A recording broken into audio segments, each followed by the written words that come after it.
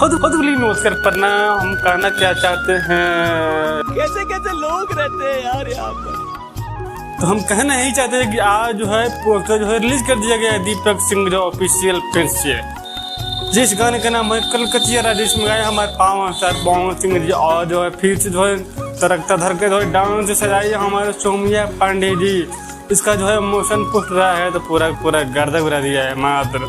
हमको लगा ना जो है पवन भी आए हैं लंदन से तो ठंडा गए हैं, पर जो है ना फिर जो है मुंड उनका गर्मा गया है, ऐसा गर्माया है फिर जो है लगता है जो है दूसरा गाना जो ट्रेंड कर ही रहा है मोदी जी के गाना जो गाए हैं, और तीसरा गाना जो पोस्टर भी जो है लॉन्च कर दिए है उसका पवन सर के जलवा तो पोस्टर आ गया है। तो कल परसों हो सकता है कहीं टीजर भी आ जाएगा और चौथा रोज मांग रहा हो सकता है कहीं गाना भी आ जाएगा।